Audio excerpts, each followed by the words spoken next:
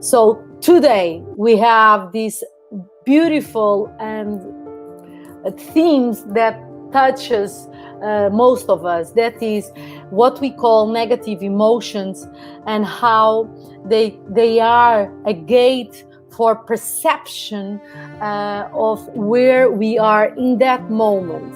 In my perspective, I understand the concept at the surface that we have a need to catalog positive emotions and negative emotions in terms of pleasure and suffering, that put us in a place that we can be calm, can we feel love, can we feel at peace, that we can feel joy, or the other ones that we can feel anger and anxious, anxiety, depressed. So emotion has an energy in movement, is a guest to your true authentic being. So just to begin and to clarify, that is no emotion that we can in a very honest way and in truth to call negative or positive.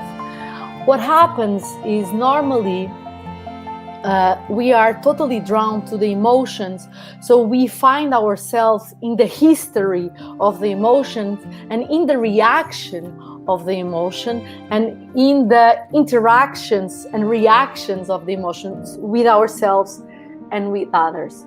When we go through very strong and strong emotions, what happens is we are so afraid that we can't sustain that emotions.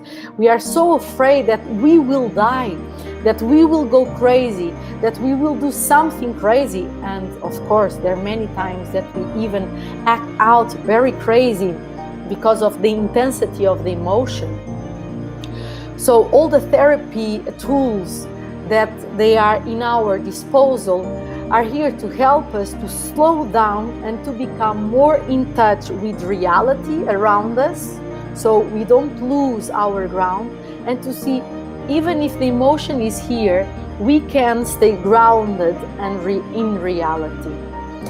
Our body have a very safe mechanism, self-strategy defense, that is when something is really painful physically or emotionally, our body shuts down, is where many people, they faint away. So this is a very precious and intelligent strategy of our body to help us to shut down when we can't hold or sustain ourselves to that situation.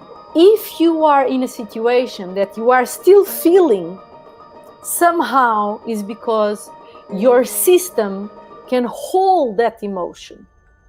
Because when the chemistry in the body becomes strong and the discomfort becomes strong, the mind becomes very active, not in the sense that she wants to control, but she really wants to help. But her way to help is very on fog. And why? Because we have all these conditionings from past situations that have these filters. So the mind will act out with thoughts that comes from all the other situations from the past.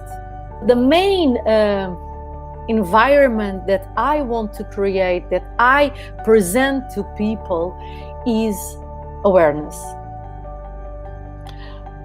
Is to create a space inside of you, by your own timing, by your own presence, that you can step by step be with yourself, and anything that comes you can sustain without becoming drowned by it and going to the river of that history, drama, tragedia. That you can sustain that and really become present as a true observer of what is going on with you in that moment at the emotional level. Because if we keep on cataloging as negative or positive emotions, we are still dividing inside of us two parts of our being. And of course that suggests that makes to grow inside of us the need to only feel good, or the need to avoid what we call negative emotions. So what I want to present to you today is every emotion that you feel, they are welcome.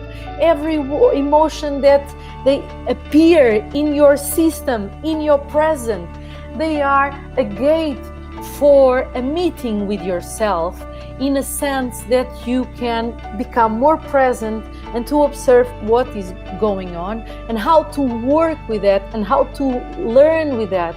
They are messengers. They are messengers of your physical body, emotional body, and mind body to trying to tell you something.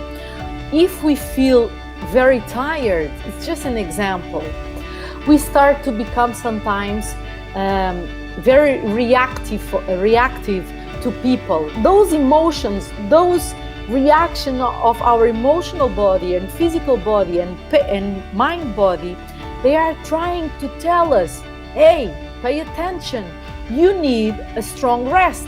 Because when you are truly in your presence, you are not a reactive person.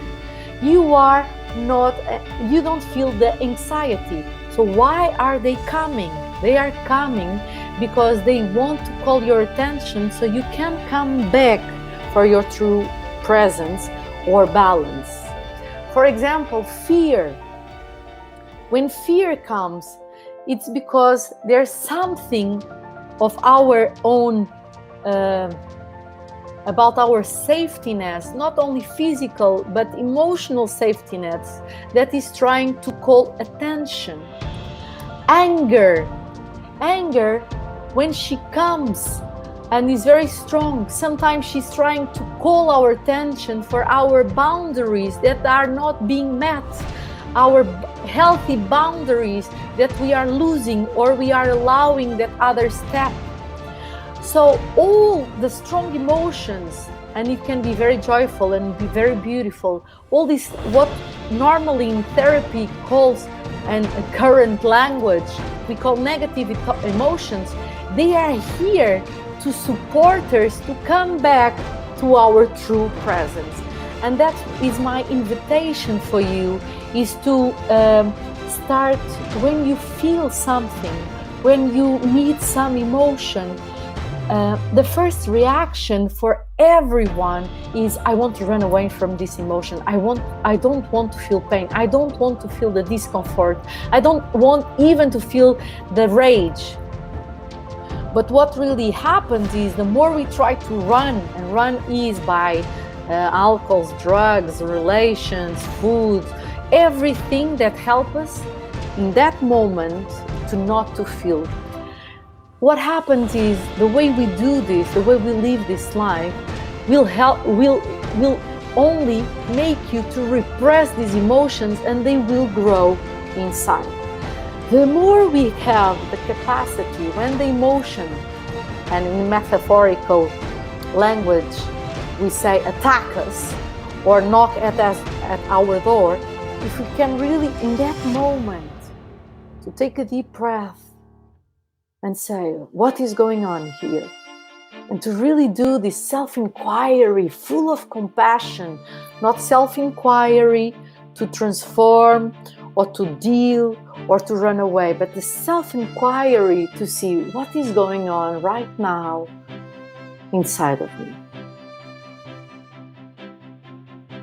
That is the statement, that is the environment, that is the place where you will find the space for yourself first to accept what is going on, to see what is going on, and then to see the message behind and the true needs of your system, of who you truly are, that they are not being met in that moment. And of course, when we start to meet, there's a presence, a very calm presence that starts to have space. That is the presence of awareness. where we accept what is there, where we see without any judgment and criticism. But this presence you can practice every day, every moment of your life. It's just this, that you come back to yourself, and you really allow your inner observer to see what is going on, not through the eyes of what is correct, what you should do, the criticism, the belief systems, but you allow yourself to really feel what is going on with you inside of you. And that's sacred. And that goes beyond any therapy. That's sacred. That is life. We think that enlightenment, we think that spirituality is just to be calm and peaceful. Everything that happens to us, everything is sacred. Everything that we experience is the life force. And the more we are in our presence, the more we can see and hear.